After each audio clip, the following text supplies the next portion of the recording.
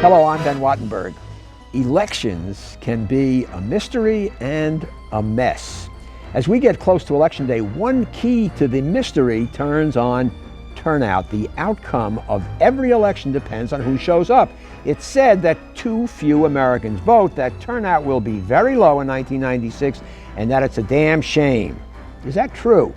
Joining us to discuss the matter are Andrew Kohut, director of the Pew Center for Research on the People and the Press, Benjamin Ginsberg, director of the Center for Governmental Studies at Johns Hopkins University and co-author of Politics by Other Means, The Declining Importance of Elections in America, Roger Davidson, professor of government at the University of Maryland and co-editor of the Encyclopedia of the United States Congress, and Rui Teixeira, director of the Politics and Public Opinion program at the Economic Policy Institute and author of The Disappearing American Voter.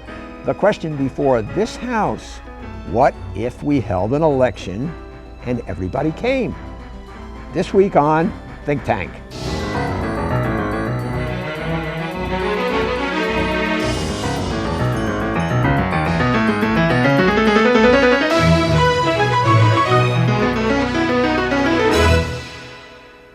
The ancient Greeks cast their votes with pebbles, or cephos.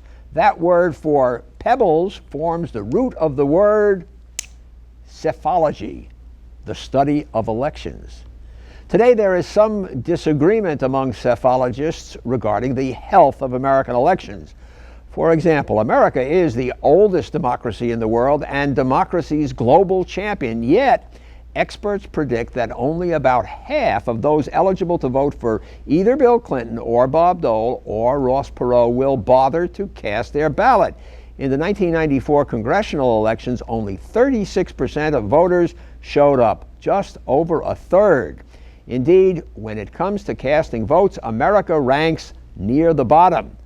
The new democracies do better. For example, last June, turnout in Russia was 65%, and in the recent Nicaraguan elections, poll attendance was 82%. But there is another way to look at American turnout. The U.S. has more elections, including primary elections, than any other country, and America has more elected officials than any other country, about 500,000 of them. We vote for sheriffs, sewer commissioners, insurance commissioners, judges, treasurers, mayors, dog catchers, district attorneys, school boards, comptroller, consumer advocates, and on and on and on. Moreover, more than any other country, we settle major policy questions through referenda. There will be about 94 citizen initiatives decided on Election Day 1996, a record high. And by the way, turnout is currently near its historical average for this century and actually ticked up somewhat in the last two elections. Some experts say that low turnout is a sign that citizens are turned off, but there are a few others who believe that low voter turnout might reflect general contentment. First question, let's go around the room. Why is turnout in America low? What does it mean? Modern generations of Americans don't feel obligated to vote as they once did. The post-war generations, especially the baby boom generation, doesn't feel it's their civic duty to vote. Their grandparents did. It also reflects civic disengagement.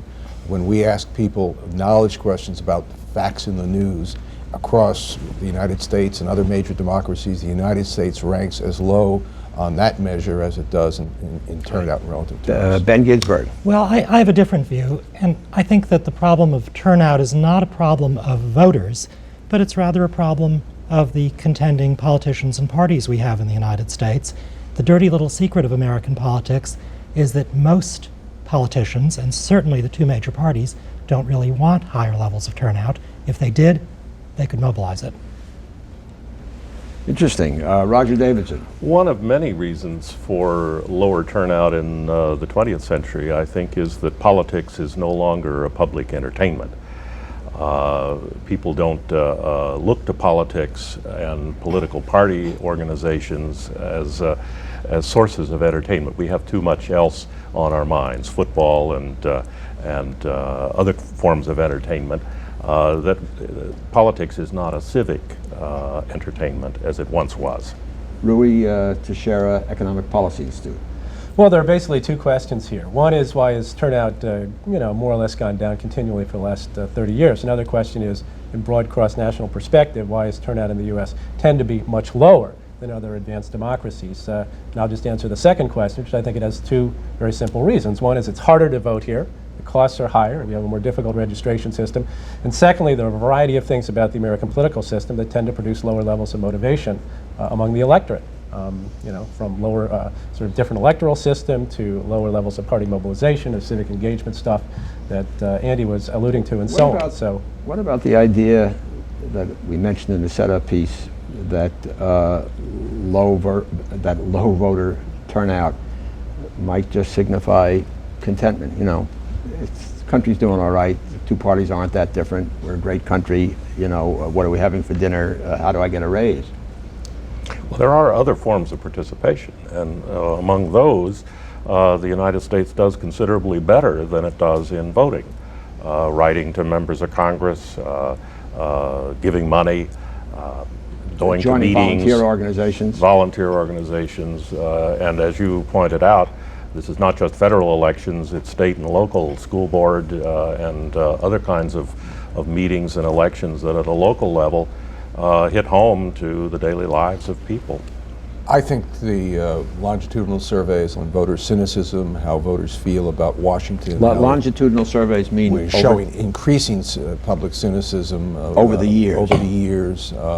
The fact that Washington is poorly regarded, the fact that elected officials are increasingly distrusted, just argues against the contentment argument. well, another sort of the stake in the coffin of the thesis that it's contentment that drives low turnout is if you try to measure contentment, a literal question about how happy are you or satisfied are you or so on, and you correlate that with turnout, there's no relationship statistically. So that certainly seems to suggest that contentment can't be driving lower turnout if there's no relationship between the two. Just the reverse, Rudy? Aren't the least contented people the least likely to vote?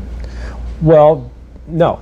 I mean, not really. I mean, there's just not much of a relationship if you measure contentment. If you look at their material situation, the people who are least well off materially are much less likely to vote. But that doesn't the way that works isn't through their level of contentment with the system. No one mentioned this thought, particularly in a presidential election, which is where you are concerned about turnout. The nature of our electoral system tells somewhere between 75 and 80% of the voting population that their vote, in a sense, does not matter because they are not in a swing state. So, in other words, if I vote in D.C. or in Maryland, which is usually solidly Democratic, or Virginia, which is usually solidly Republican, my vote does not really mean a great deal as to who is going to be the next president, because if Ohio and Pennsylvania and Michigan and Illinois go one way or the other way, that's going to decide the election, those swing states. Well, I don't Ben, think voters are all that strategic. I don't think voters do think about those things. But I think that trying to puzzle out why people don't vote from the motivations of voters is going at it the wrong way.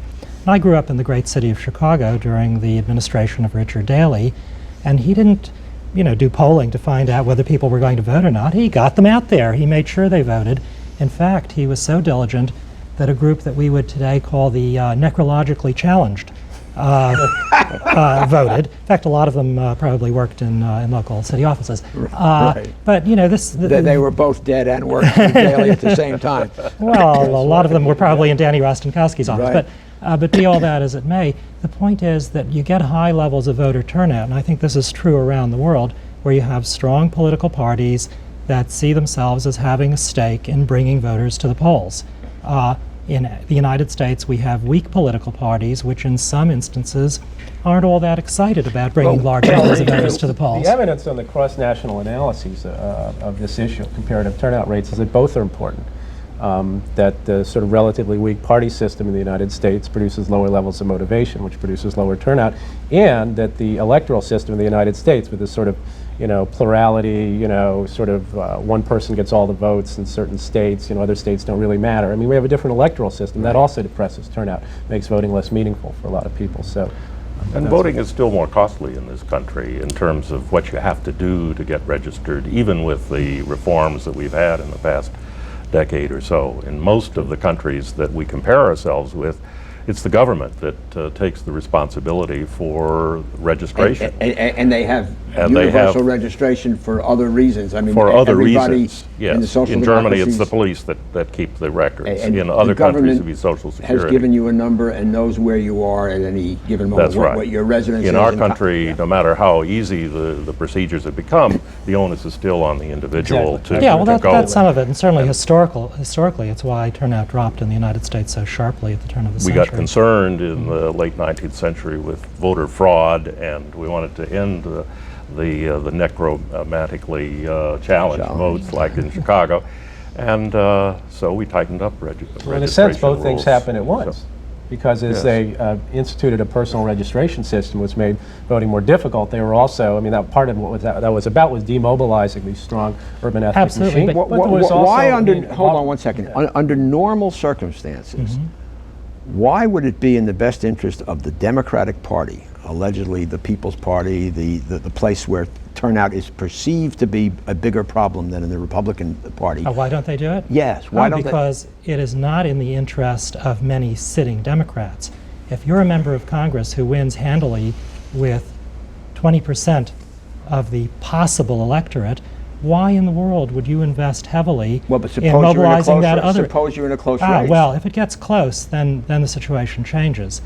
But what we've had over the years in the United States is lots of sets, or in recent decades, we've had lots of sets of safe seats where no incumbent has any particular reason to want to boost turnout. But 1996 is something of an exception to that. We really have a two-layer election. We have an election where the top of the ticket has generally been conceded to President Clinton, but we have an enormous number of very close senatorial and congressional seats. A report out just this morning indicated there were at least 12 Senate seats and 45 House seats that were too close to call. Now, some years ago, if I'm not mistaken, Rui did a piece, a study, and I think other scholars have done it, that said that if everybody voted, the results wouldn't change. Right, that is correct.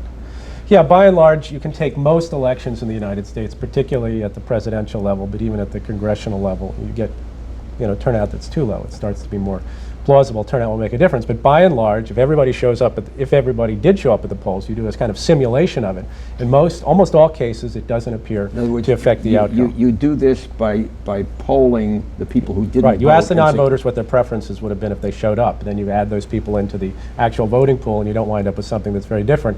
And just as an example, I mean, somewhat related to this from 1994, it was frequently argued that one of the things that hurt the Democrats, or a decisive factor, or a very important factor, in what their effect? defeat in 1994, or the Democrats' defeat in 1994, was low mobilization of Democratic-leaning voters, or Democratic-leaning constituency groups, or Democratic-leaning demographic groups. I simulated what would have been the results if there was a massive mobilization of Democratic-leaning non-voters in that election in 1994, and the most that could have explained about the drop of the Democratic congressional vote was about 10% of it. So Yeah, the but question is never 10% would have changed a lot of When you congressional get seats. close races, 10% is a big number. Well, but on the other hand, Popular vote turnout is drop-off swing. is not correlated with Democratic defeats in Well, yeah, I mean, I don't want to 1994. get It's into hard. It's just hard to make the case. It sounds plausible, except but it's hard to make the it's so case. hard to know on the basis of retrospective polling. When you ask people, how would you have voted? No, but it's not retrospective polling. It's polling that's contemporary. Well, And if it's you look- asking people, how would you have voted had you voted? Just a second. If you look at the polling in 1994, which asked both unregistered, registered who did not had a low probability of turning out, and the registered who had a high probability of turning out, you get pretty good measures of the relative impact of varying levels of turnout. And Rudy's figures are right, but I think his conclusion is wrong. There was a 2-point swing. It was a 52-48 Republican plurality, which changed the control of the House. And if all registered voters had voted in that election, it would have been at least even, and it would have been 50-50 or even 51-49 in the Democratic direction, and that would have made the difference between the Republicans winning control and the Democrats maintaining control. It's one of the, you're right, though, it's one of the few cases. The only case on a presidential basis, I think, is 1968. Let me just read you off a row of numbers. The by ethnic breakdown, white voters, 64% of those eligible vote. Blacks, 54. Hispanics, 29. Now, because blacks would tend to be overwhelmingly Democratic, Hispanic voters would tend to lean Democratic on a 60-40, 60. So wouldn't then higher turnout across the board in fact help Democrats because their groups are lower? If it follows the usual pattern, yes.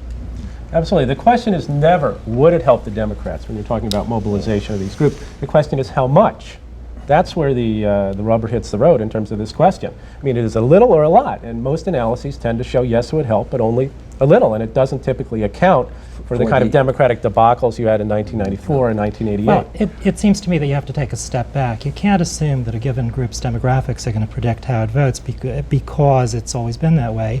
If someone were to go out to mobilize blacks, Hispanics, whatever, in larger numbers, the issues and appeals that they would use to do so might very well change the relationship of that group to the political process. You know, one of the elements in this turnout question is also demographic, and that's the age factor. You know, we started allowing 18, 19, and 20-year-olds to vote in 1972, and typically younger people voted very low rates. So part of the reason why the turnout ratios are so low between 72 and 1996 or 1992 is that we have more young people in play than we did in the 1950s and 60s. This is a pretty successful country politically.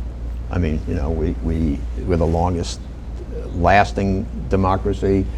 There's certainly plenty of communication nowadays. There's all the information out there.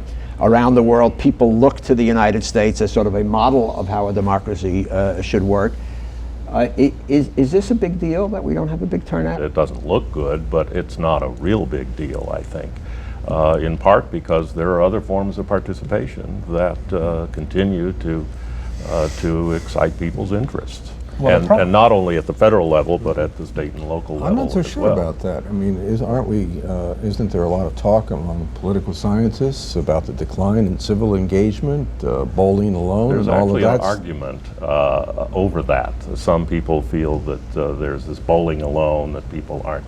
And there is a thesis that people are not working in neighborhood or community groups. There's not the sense of connectedness. That's a term that Rui has used in a different context. If in fact participation is in other forms are making up for the problems produced by low turnout, if you actually look at the sort of demographic skew in other forms of participation besides voting, it's actually much more heavily skewed even than voting, which is already class skewed. Yes, so the problem with turnout and participation in general is not that, for example, an election outcome will be changed if everybody shows up in the poll. It's rather what signals are agenda-setting elites and people in Congress and the president getting. They're heavily class skewed. That's a problem. The agenda that's set. That to be class in other words, if you're going right, who are you going to pay attention to in thinking about what policies to put on the table and enact? You're going to pay attention to what you observe in the pool of people participating in the system. That's heavily class skewed. It's skewed against people who are poor and have less education and so on. And if you look beyond turnout to other forms of participation, like campaign giving and so on, how does it's that even square worse. with your other theory that if everybody voted, the results wouldn't but change? we're not talking an voting. election outcome. That's We're something talking else. about the policy agenda,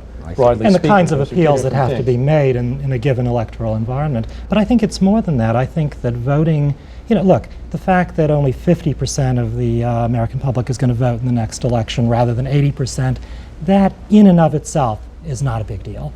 But it's important because of what it suggests about the American political process. It's a symptom rather than a disease in and of itself. It's a symptom of the fact that for the last 30 years, contending politicians have been telling us that the other side is a bunch of scum and no-goodniks, and they've convinced us. I think it's a symptom of civic malaise, not a cause. The phenomenon of politicians calling each other scum has an ancient and honorable tradition. Oh, very honorable. That goes back to George Washington and Thomas Jefferson, and there is no election Well, it's been episodic in our politics. You know, there was a time when politics stopped at the water's edge and everybody gets their feet wet.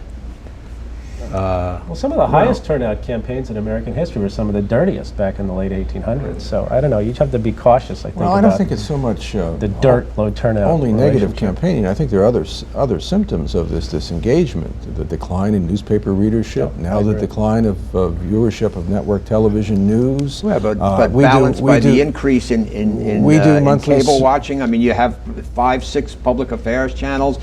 20, 30 years ago, everybody was saying the magazine business is going out of business. Ben, Now those you're are smothered in a sea of new infinitesimally magazines. Attentiveness to public affairs, which we measure on a every 2-month basis. We measure interest in the major news stories is much lower than it was in the 1960s and 70s. When you ask people information questions about current events and you compare these levels to the levels that the Gallup poll or the Roper poll found in the 1950s and 60s, you find shockingly low levels and lower levels than you found 20 and 30 years ago, and it's mostly among the younger generations of people. Younger people are always less engaged than older people. I think that's right, and let me add one other point in terms of symptomology here.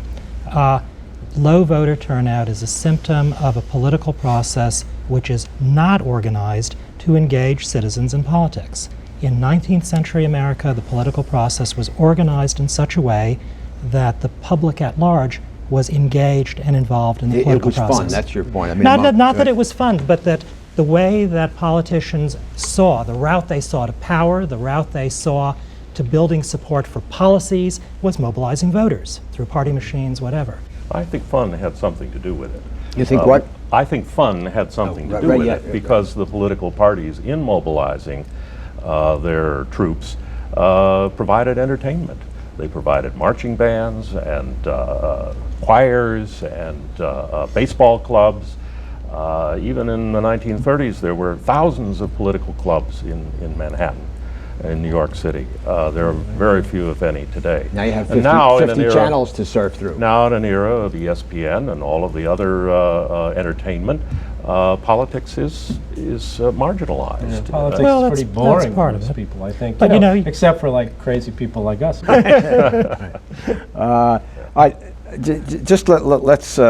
Let's wrap this up. Should everybody vote? Sure. Why? Well, why not?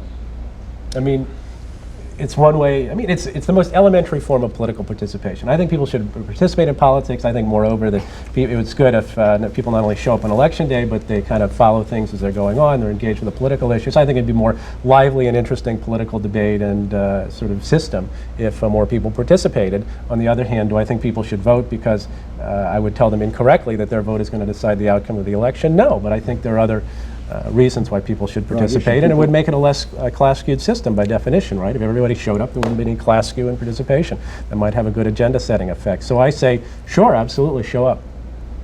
I'd like to see everybody vote, but I think we should remember that elections are very general, blunt instruments, and I would also like to see more and more people participate in a variety of other ways, even though they are, some of them, more skewed in a socioeconomic scale than voting itself. Ben?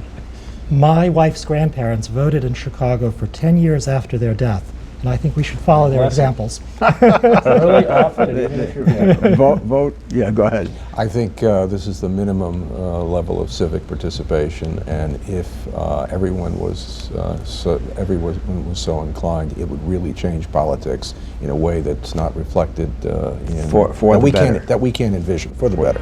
Okay, everyone, vote early and often.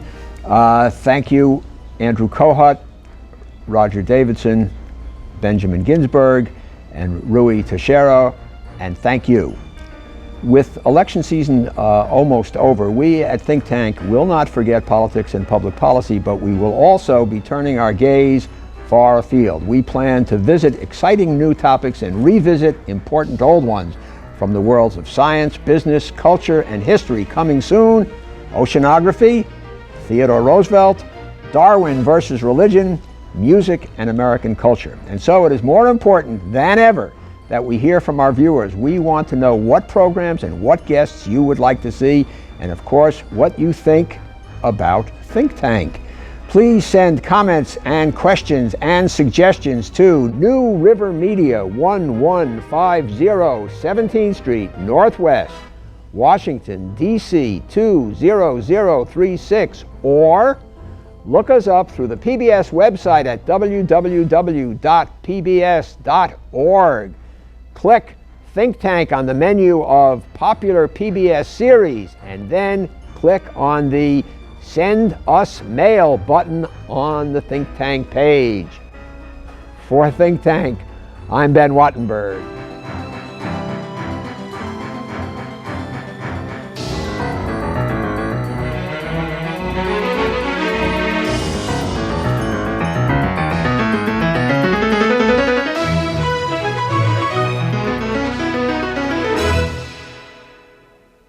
This has been a production of BJW Incorporated in association with New River Media, which are solely responsible for its content.